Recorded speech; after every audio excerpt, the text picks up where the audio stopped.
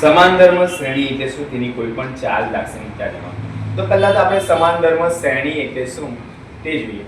તો કાર્બનિક સંયોજનની એવી શ્રેણી જેમાં કાર્બનની શૃંખલામાં રહેલા હાઇડ્રોજનને બરાબર સમાન પ્રકારના ક્રિયાશીલ સમૂહ લાગે. કેવા સમૂહ? સમાન પ્રકારના. જેમ કે અહીંયા જો OH એ શું છે? ક્રિયાશીલ સમૂહ.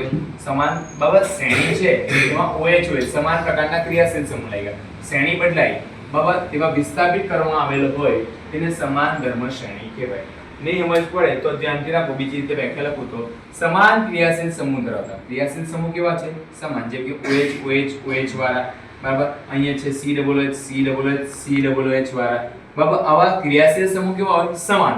બરાબર, સમાન ક્રિયાશીલ સમૂહ. અને કાર્બનિક સંયોજનની શ્રેણીના દરેક સભ્યો પહેલા કે પછીના ક્રમિક સભ્યો વચ્ચે હાઇડ્રોજન પરમાણુની ચોક્કસ સંખ્યાનો તફાવત હોય. એટલે કે CH2 નો તફાવત હોય બરાબર. જેમ કે અહીંયા કાર્બન 1 છે, હાઇડ્રોજન 3 છે, કાર્બન 2 થઈ ગયા, હાઇડ્રોજન 5 થઈ ગયા, કાર્બન 3 થઈ ગયા, એટલે કે CH નો તફાવત બરાબર. એ OH ક્રિયાશીલ સમૂહમાં કેટલો CH2 નો તફાવત થયો. આનામાંથી આ બાદ કરો CH2, આમાંથી આ બાદ કરો CH2 જવાનું છે.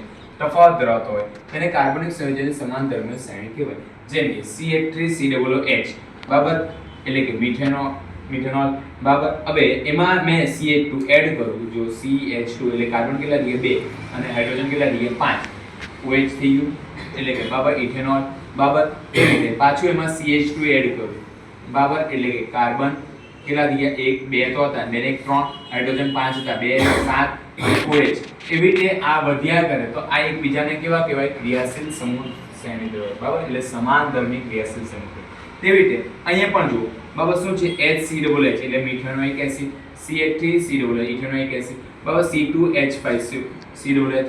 હવે એટલે કે અહીંયા 3 કાર્બન છે બરાબર, અહીંયા 2 કાર્બન છે, અહીંયા 1 કાર્બન છે. આ બધાની બાદબાકી કરો તો આપણને શું મળે? CH2 નો તફાવત. એટલે કે આ COOH ધરાવતી ક્રિયાશીલ સમૂહ ધરાવતી બરાબર સમાનધર્મ શ્રેણી છે. હવે વાત કરીશું આપણે એની લાક્ષણિકતા. સમાનધર્મ શ્રેણીની લાક્ષણિકતા. સમાનધર્મ શ્રેણી આપણે આગળ જોઈ. શું હતું? તો સમાનધર્મ શ્રેણીના દરેક સંયોજનમાં રહેલ તત્વોના ક્રિયાશીલ સમૂહ કેવા હોય છે? સમાન હોય છે. ક્રિયાશીલ સમૂહ એટલે કે બરાબર જો અહીંયા OH એટલે કે બરાબર હું આલ્કોહોલ બરાબર, અહીંયા COOH એસિડ એવા બધા ક્રિયાશીલ સમૂહ સરખા હોય. જેમ કે ક્લોરો હોય તો બરાબર, જેમ કે મીથેન માટે બરાબર તો ક્લોરો બરાબર, પછી C2H5 બરાબર ક્લોરો બરાબર, CH4 ક્લોરો CH3 ક્લોરો બરાબર, એવી રીતે C2H4 બરાબર ક્લોરો. એવા ક્લોરીન સંયોજન બરાબર, એટલે ક્લોરો વાળા બ્રોમો વાળા આપણે તમે બનાવી શકો બરાબર. શ્રેણીના દરેક સભ્યો સામાન્ય આણ્વીય સૂત્રથી દર્શાવી શકાય છે. સામાન્ય આણ્વીય સૂત્રથી દર્શાવી શકાય. જેમ કે આલ્ડીહાઇડ શ્રેણીના સભ્ય સૂત્ર શું છે? CN2 બરાબર H2n+1 CHO એટલે કે n બરાબર જો n બરાબર 1 મૂકે તો C બરાબર H 2 અને 3 બરાબર CHO પછી CH 2 મૂક્યા તો કાર્બન 2 થઈ જશે.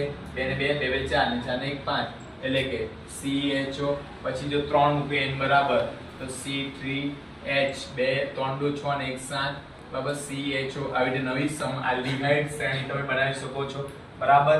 તેવી રીતે શ્રેણીના કોઈ પણ બે ક્રમિક સભ્યોના આણ્વીય સૂત્રો બરાબર વચ્ચે કેટલો તફાવત હોય? CH2 નો તફાવત હોય છે બરાબર. જો આમાંથી આ બાદ કરો તો CH2 આવે, આમાંથી આ બાદ કરો તો CH2 આવે. એવી રીતે આપણે આગલા ઉદાહરણ જોઈએ કે C2H5 માંથી CH3COOH માંથી બરાબર આમાંથી આ બાદ કરો તો બધામાં કેટલો ગેપ હતો? CH2 જેટલો ગેપ આવે.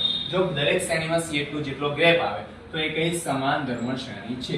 અને એ લોકોનું બરાબર 14U જેટલો બરાબર આણ્વીય દળ કેટલો? 14U જેટલો તફાવત હોય છે બરાબર. તેમજ આ શ્રેણીના દરેક સભ્યોના નામકરણમાં સમાનપૂર્વક એટલે કે અગાડી અને પ્રત્યય બરાબર લાગેલા હોય છે. કાં તો સમાનપૂર્વક લીધેલા હોય, કાં તો સમાન પ્રત્યય. જેમ કે પૂર્વકની વાત કરીએ તો આ ક્લોરો બરાબર, ક્લોરો ઇથેન, ક્લોરો મીથેન બરાબર, ક્લોરો બ્યુટેન એવા બધા. તેવી રીતે આ બરાબર એસિડ પછાડી લાગે એટલે પ્રત્યય. તો